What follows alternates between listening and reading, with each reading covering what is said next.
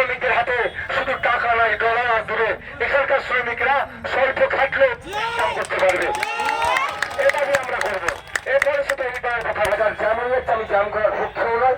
আমি অনুরোধ এটাই করবো, ইতিপূর্বে এই এলাকার মানুষরা 17 বার ভোট দিয়ে পার্লামেন্টে পাঠিয়েছেন এমপি করে, কিন্তু আপনাদের হয়ে কেউ কথা বলেনি।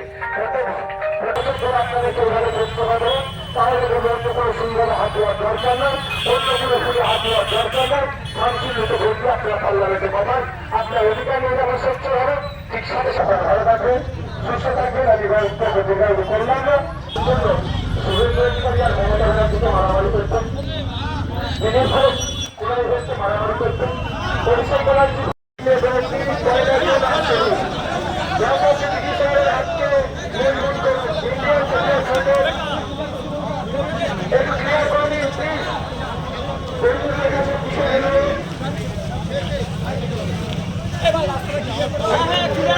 কোনটা কি হয়েছে?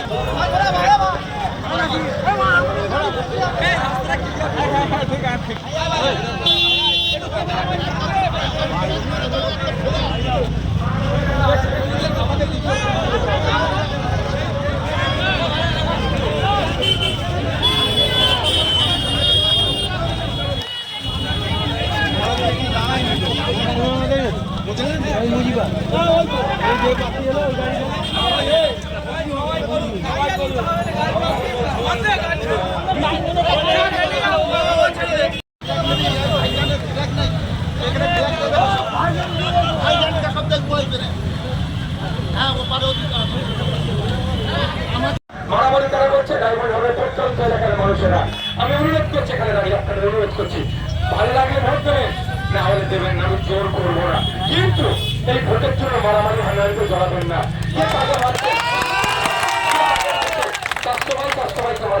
মাসির ছেলে পিসির ছেলে কামাচ্ছে, ক্ষমতা ভাই খাওয়াতে ভাই কামাচ্ছে, এই মারামারি কেন হবে আমাদের মধ্যে? আমি আপনাদের অনুরোধ করছি, ভালো লাগলে ভোট দেবেন, না হলে দেবেন না। কিন্তু অভিষেক ব্যানার্জি আর শুভেন্দু অধিকারী লড়াই কি করে? মুখে করে, হাতাহাতি লড়াই করে না। যদি শুভেন্দু অধিকারীকে দেখে মমতা ব্যানার্জি চা খাওয়াতে পারে, তাহলে এই নাকি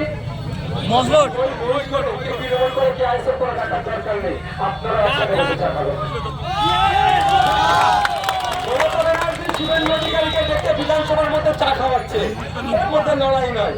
আর লড়াইটা আমাদের এই মহিষ করে ভাই লাগিয়ে দেবে, এটা বন্ধ করতে হবে।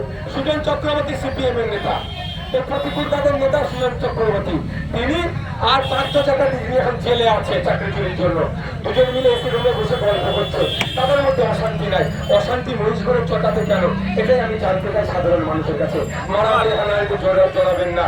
এই কদিন আগে দেখছিলাম দিলীপ ঘোষ বিজেপি প্রার্থী কি যান তৃণমূলের প্রার্থী, তারা একে অপরকে ধরে বুকে বুকে মিলছে। তারা যদি একে অপরের সাথে বুকে বুকে মিলতে পারে, তাহলে আপনারা বুথের স্তরে কে আইসিএফ করছে, কে তৃণমূল করছে, কে সিপিএম করছে, কেন মারামারি করবেন? আমি অনুরোধ করছি, আপনারা মারামারিতে জড়াবেন না। যার ভালো লাগবে সে দল করুন, দিনের শেষে প্রতিবেশী এটা মাথায় রাখুন।